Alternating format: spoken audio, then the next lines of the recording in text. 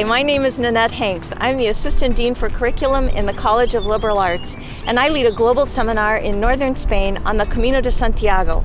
We walk about 300 miles in 21 days from the border between France and Spain all the way to the west to Santiago de Compostela. I've invited some students here today to tell you about their experience and hopefully to encourage you to apply and to join us in May 2018 to have this amazing experience.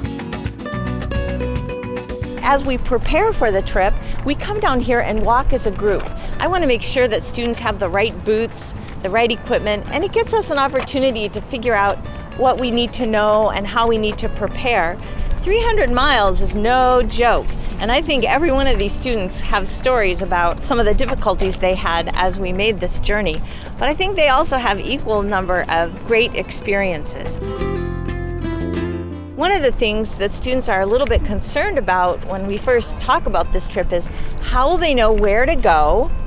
How will they not get lost? How will we keep track of where we're going?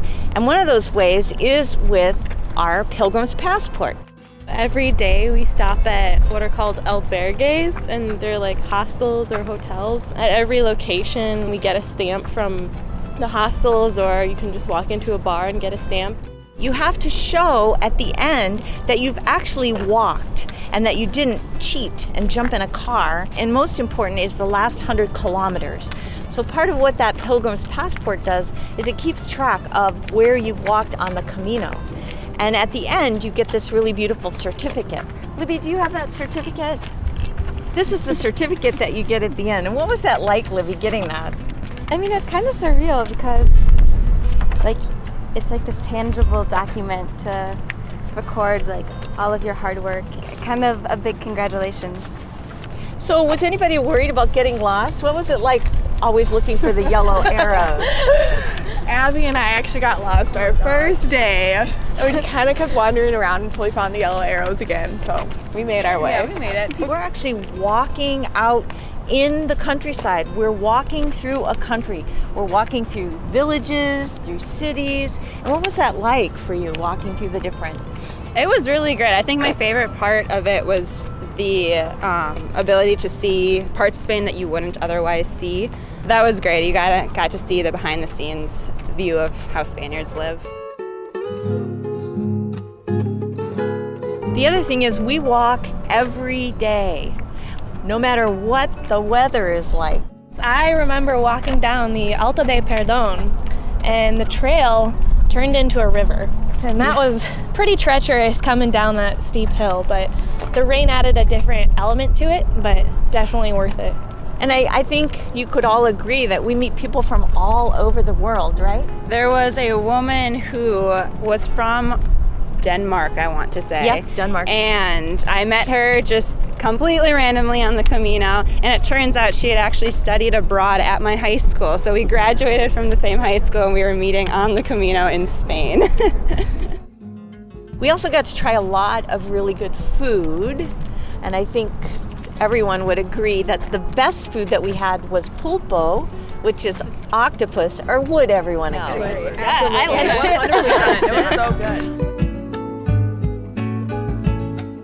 It was really fun going to each new location, and sometimes you would stay in a hostel like an albergue where you're in a room full of other people, and other times we stayed in a monastery, and that was just a totally unique experience to be able to stay in a location like that.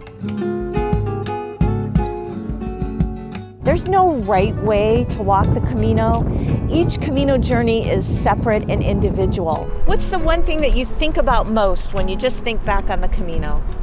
For me, I think it was the beauty of the countryside of Spain. Everywhere you go, it's just things are beautiful in a different way, and crossing paths with the people that are on the Camino and sharing the different stories, and you learn from each other every day.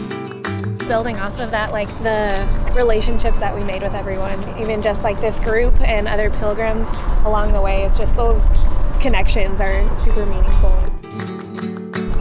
Once you get to the end and you realize, you've just walked 300 miles, it's an amazing accomplishment, and you just feel so proud of yourself that you're able to get yourself there. You're able to walk across Spain, across the whole country. So no matter where you go in your life, once you've walked the Camino de Santiago, you've joined with thousands of people who've walked before you and thousands of people who will walk after you. You'll always be part of that experience. Walk with me across the country of Spain. See all the different cultures, the people, the food, all of the wonderful things that Spain has to offer. Buen Camino!